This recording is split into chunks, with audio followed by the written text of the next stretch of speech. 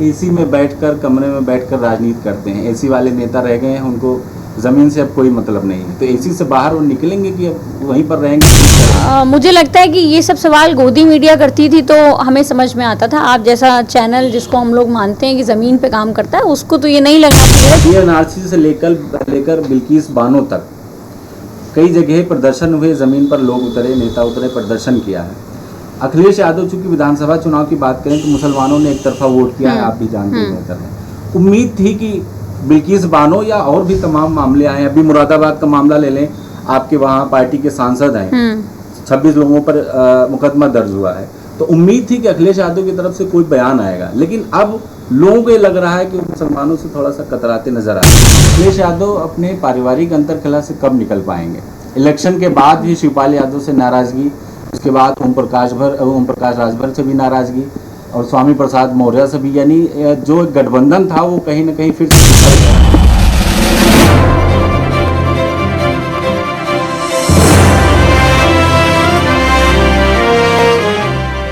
नमस्कार, इस वक्त मौजूद है हम लखनऊ में। अदब की नगरी है, लेकिन यहाँ पर राजनीतिक तलखियाँ भी हैं। यहाँ पर राजनीतिक ताने बाने बुने जाते हैं, रणनीतियाँ बनाई जाती हैं। यहाँ पर सत्ता और जो विपक्ष है दोनों एक दूसरे पर आरोप प्रत्यारोप भी करते हैं। जिस तरह से चुनाव के बाद हमने देखा है, कहीं ना कहीं राजनीतिक एक एजेंडा बदल कर सामने आ गया है। वहीं दूसरी तरफ बात करें तो बहुत सारे ऐसे मुद्दे हैं जिनकी चर्चा हो रही है। निर्भया कांड के बाद ऐसा लगा था कि कानून यहाँ पर सख्त हो जाएगा, लेकिन जब बिल्किस बानो के दोषियों की रिहाई होती है तो फिर से मायूसी छा जाती है। अंकिता का मामला चाहे झारखंड से हो या इसके अलावा और तमाम अलग अलग जगहों पर हाथरस का भी मुद्दा रहा है, इन सभी जगहों पर अदालत पर सवाल खड़े होते हैं। इसके अलावा सेकुलर पार्टियां या उत्तर प्रदेश में बात करें तो समाजवादी पार्टी की तरफ से मुसलमानों का रवैया इस बार मायूसी जैसा रहा है। इन सब चीज़ों पर बातचीत करने के लिए हमारे साथ प्रखर नेता, और लखनऊ की जब बात आती है तो इनका नाम आता है, पूजा शुक्ला। इन सब मुद्दों पर बातचीत करेंगे। और इसके अलावा महिला के नाते बिल्किस बानो के साथ जो हुआ है, उसके बाद 11 दोषियों को, जो दोषी थे उनको रिहाई मिल गई है, उस पर इनकी क्या राय है, इन सब सारी चीज़ों पर हम आज बातचीत करेंगे। सबसे पहला सवाल बिल्किस बानो से ही शुरू करते हैं। पूरे मामले को आप कैसे देखती हैं? देखिए, पूरा देश जानता है कि बिल्किस बानो को कितनी मुश्किलों के बाद उन दोषियों को पकड़ा गया था, और जो दर्द, जो पीड़ा उस महिला ने सही, अपने पूरे परिवार को खो दिया, अपने पेट में पल रहे मासूम बच्चे को खो दिया। अगर उसकी देखा जाए तो इन लोगों की उम्र कैद भी बहुत छोटी सज़ा थी, लेकिन उसके बावजूद अभी जो ये निकल करके आया कि उनके दोषियों को रिहा कर दिया गया गुजरात सरकार की तरफ से, और सिर्फ रिहा ही नहीं किया गया, जिस तरह से उन दोषियों का वेलकम किया गया, ये साफ तौर पर दिखाता है कि भारत एक ऐसा देश है जहाँ पर महिलाओं को देवियों की तरह पूजा जाता है। मुझे नहीं समझ में आता कि वो लोग कैसे लोग हैं और कैसी भारतीय जनता पार्टी की सरकार है गुजरात के अंदर, जो महिला के साथ रेप करने वालों को पूछती है, उनको छोड़ती है, उनको आज़ादी से रहने की जगह मुहैया कराती है। अपने आप में बहुत दुखद है, और ये पहली घटना नहीं है। जहाँ भी इनकी सरकार है, हरियाणा की बात कर लीजिए, वहाँ पर बेटियों के साथ, बहनों के साथ, माताओं के साथ बलात्कार करने वालों को पूजा ही जा रहा है। और अभी आप सबने देखा होगा हाथरस में कैसे उस दलित परिवार की बेटी को ही दोषी ठहरा दिया गया। या आपने देखा होगा इन्हीं के विधायक कुलदीप सिंह सेंगर, उनको किस तरह से पूरा परिवार, उस बेटी की न्याय की लड़ाई में वो पूरा परिवार मार दिया गया, और अंततः उस बेटी को उत्तर प्रदेश छोड़ करके दिल्ली में बसना पड़ा। तो कहीं ना कहीं उत्तर प्रदेश आज बहुत मायूसी के दौर से गुजर रहा है, जहाँ पर बहन बेटियों का, और आए दिन जब एक तरफ मुख्यमंत्री बोल रहे थे कि उत्तर प्रदेश में बेटियां सुरक्षित हैं, वहीं उसी समय लखनऊ में अनगिनत लड़कियों का बलात्कार हुआ, अनगिनत लड़कियों के साथ बदतमीजी हुई, और तमाम छात्राओं के मामले निकल करके आए सामने कि वो छेड़छाड़ के कारण स्कूल नहीं जा पा रही हैं। तो कहीं ना कहीं सिर्फ वादे हैं, खोखले दिखावे हैं, और उत्तर प्रदेश की सरकार महिला विरोधी है, ये किसी से छुपा नहीं। एक चीज़, अगर जब बात आती है बलात्कार को लेकर, रेप को लेकर, निर्भया कांड सबसे ज़्यादा चर्चित में रहा है। उनके दोषियों को फांसी दी गई। वहीं 2002 से अब तक चला रहा केस, बिल्किस बानो को रिहाई मिल गई, उनके जो दोषी हैं उनको रिहाई मिल गई। तो क्या यहाँ पर ये हो सकता है कि मुस्लिम फैक्टर की वजह से देखिए, चीजें की गई? मुस्लिम फैक्टर से बड़ा कारण ये है कि स्टेट में किन लोगों की सरकार बैठी हुई है। अगर आम आदमी पार्टी की सरकार थी दिल्ली के अंदर, और निर्भया वाले मामले पे निरंतर प्रयास चल रहा था, लेकिन बिल्किस बानो के केस को अगर आप देखिए तो वहाँ पर दोहरा मापदंड है। एक तो उसको महिला होने के साथ साथ मुसलमान होने का भी दंश इस देश के अंदर झेलना पड़ रहा है, ये अपने आप में बहुत दुखद है। लेकिन चूंकि भारतीय जनता पार्टी की राजनीति ही हिंदू मुसलमान पे टिकी हुई है और वो बार बार गुजरात दंगों को डिफेंड करते आ रहे हैं, उनको कतई कोई दुख नहीं है। अटल जी के बार बार कहने के बाद भी नरेंद्र मोदी ने अपनी गलती को नहीं माना, तो कहीं ना कहीं उनका क्लियर स्टैंड है, वो गुजरात दंगे में दंगा करने वाले लोगों के साथ भारतीय जनता पार्टी खड़ी है। गुजरात दंगे में जो हुआ उसका एक जीता जागता उदाहरण थी और सिर्फ उस उदाहरण को मतलब भारतीय जनता पार्टी ने उन लोगों को डिफेंड करने की कोशिश की है, इनको रिहा करने के साथ। उत्तर प्रदेश की बात करें तो यहाँ पर जो आपके नेता हैं, राष्ट्रीय अध्यक्ष हैं अखिलेश यादव पर इल्ज़ाम लगता है कि वो सिर्फ एसी में बैठकर, कमरे में बैठकर राजनीति करते हैं। एसी वाले नेता रह गए हैं, उनको ज़मीन से अब कोई मतलब नहीं है। तो एसी से बाहर वो निकलेंगे कि अब वहीं पर रहेंगे, ट्वीट करेंगे? मुझे लगता है कि ये सब सवाल गोदी मीडिया करती थी तो हमें समझ में आता था। आप जैसा चैनल जिसको हम लोग मानते हैं कि ज़मीन पे काम करता है, उसको तो ये नहीं लगना चाहिए था, क्योंकि मैं तो देख रही हूँ कि चुनाव से पहले की बात करूँ या चुनाव के बाद बात करूँ, निरंतर अखिलेश यादव जी लोगों के बीच में, अभी हाल ही में नोएडा से लेकर औरैया तक हर जगह, हर विधानसभा क्षेत्र में लोगों के बीच में जा रहे हैं, जनता की बात कर रहे हैं। दौर हो सकता है अलग हो, आज का दौर नफरत का दौर है, आज का दौर भाईचारे पे एक संकट है। ऐसा हमारे देश में कभी नहीं हुआ कि इस तरह का नफरत का बीज बोया गया हो, बलात्कारियों को पूजा गया हो। तो लड़ाई बहुत कठिन है और उस कठिन लड़ाई को माननीय श्री अखिलेश यादव जी पूरी मजबूती और ईमानदारी के साथ लड़ रहे हैं। और सिर्फ अखिलेश यादव जी ही एक ऐसे नेता हैं जो सभी धर्मों के सम्मान की बात कर रहे हैं, सर्व समाज की बात कर रहे हैं, और कहीं पर भी कोई भी मामला हो रहा है तो पूरी समाजवादी पार्टी भारतीय जनता पार्टी से लड़ने का काम कर रही है। सवाल इसलिए पूछा, मैं उसी पर आता हूँ। CNRC से लेकर बिल्किस बानो तक कई जगह प्रदर्शन हुए, जमीन पर लोग उतरे, नेता उतरे, प्रदर्शन किया है। अखिलेश यादव चूंकि विधानसभा चुनाव की बात करें तो मुसलमानों ने एक तरफा वोट किया है, आप भी जानते हैं बेहतर है। उम्मीद थी कि बिल्किस बानो या और भी तमाम मामले आए, अभी मुरादाबाद का मामला ले लें, आपके वहाँ पार्टी के सांसद हैं, 26 लोगों पर मुकदमा दर्ज हुआ है, तो उम्मीद थी कि अखिलेश यादव की तरफ से कोई बयान आएगा। लेकिन अब लोगों को ये लग रहा है कि मुसलमानों से थोड़ा सा कतराते नजर आ रहे हैं।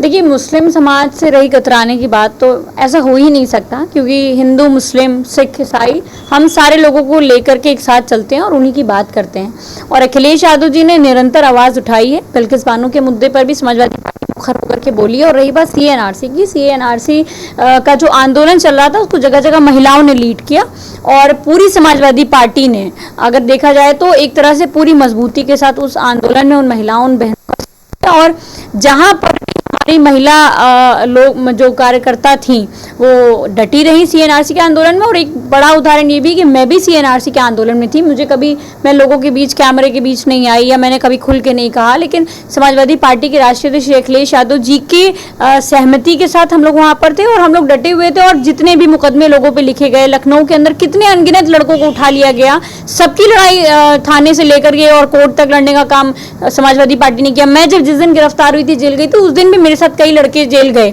और उन सारे लोगों को छुड़ाने का काम किया, जबकि यकीन मानिए हम लोग नहीं जानते थे कि वो कौन है, कहां से आए, बस वो आंदोलन में थे, आंदोलनकारी थे, इस वजह से समाजवादी पार्टी ने उनका साथ दिया। अभी उत्तर प्रदेश के अलग अलग जगहों में नगर निगम के चुनाव होने वाले हैं, इस पर फोकस रहेगा चूंकि जमीन से और एक वार्ड के बीच में चुनाव है, हर एक घर तक लोग पहुंचने की कोशिश करेंगे।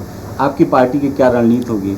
देखिए, समाजवादी पार्टी का प्राथमिक सदस्यता अभियान चल रहा है और इस सदस्यता अभियान के माध्यम से हम लोगों के घर घर तक जा रहे हैं, हर व्यक्ति को जोड़ने की कोशिश कर रहे हैं।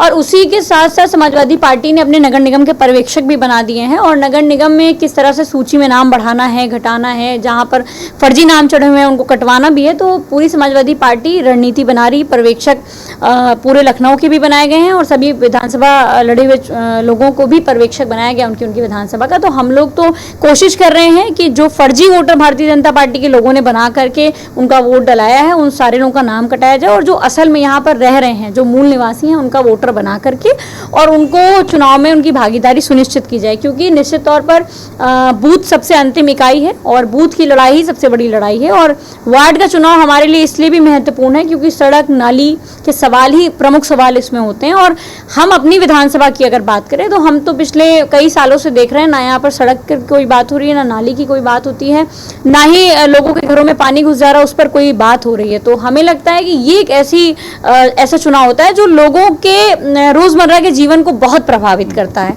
तो कहीं ना कहीं हम लोग पूरी रणनीति के साथ लोगों के बीच में जा रहे हैं और निश्चित तौर पर परिणाम अच्छे होंगे। अखिलेश यादव अपने पारिवारिक अंतरकलह से कब निकल पाएंगे?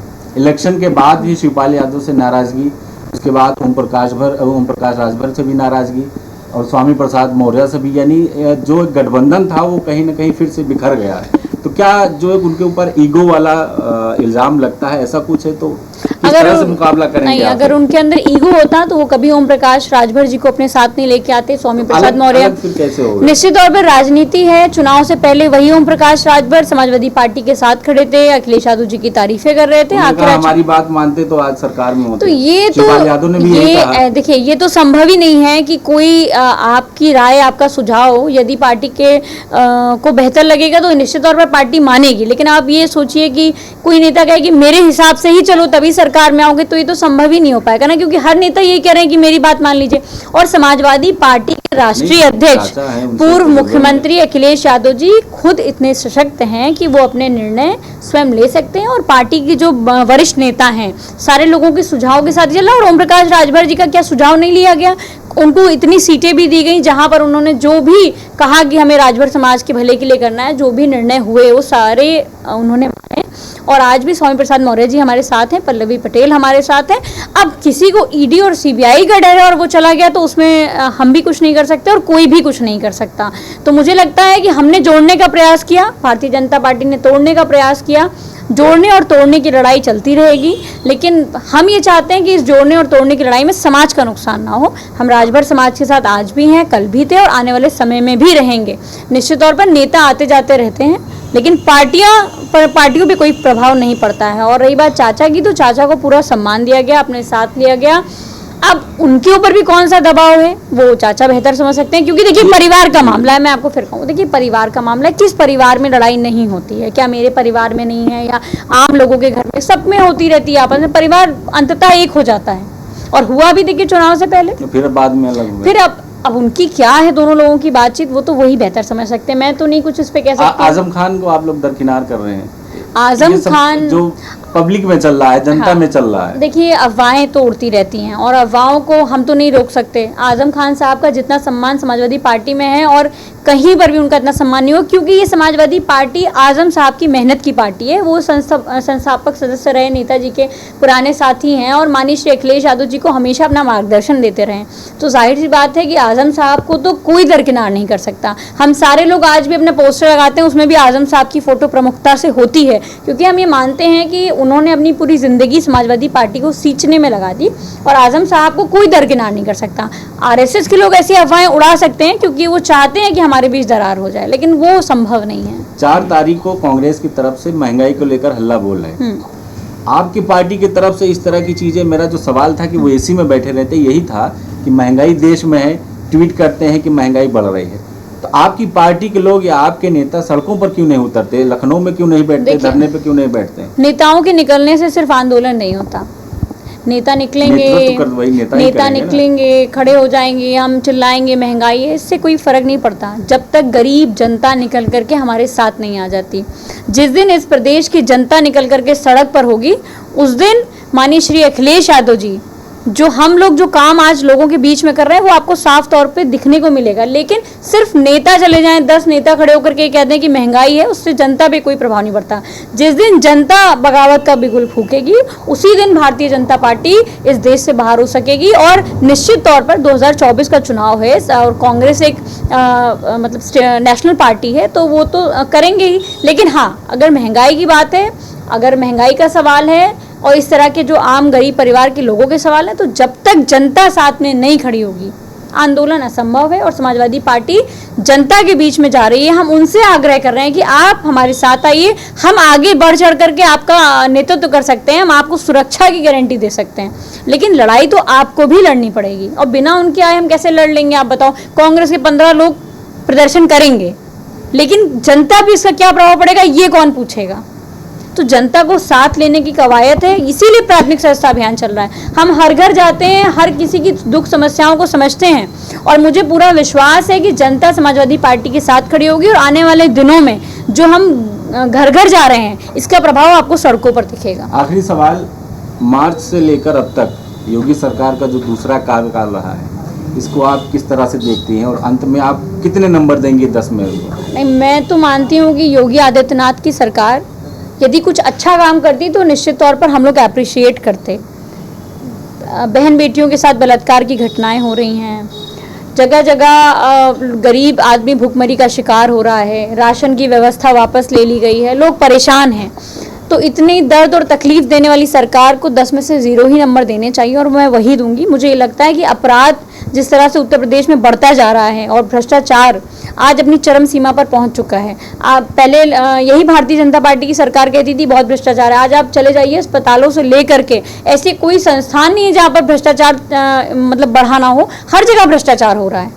खुले तौर पर अधिकारी पैसा लेकर के काम कर रहे हैं। यहाँ तक कि आप अधिकारियों की बात छोड़ दीजिए, KGMU में भी अगर आपको किसी को एडमिट कराना है तो हजारों रुपए घूस देनी पड़ेगी, तब जाकर के आपका पेशेंट एडमिट हो पाएगा। तो निश्चित तौर पर ब्रिजेश पाठक तो जा रहे हैं सरकारी अस्पताल में दौरा। मुझे ब्रिजेश पाठक बताएं कि जितने अस्पतालों में गए थे क्या बदलाव किया उन्होंने, या हम ये कहते हैं कि अस्पतालों में काम करने वाले लोगों के लिए इस सरकार ने क्या किया।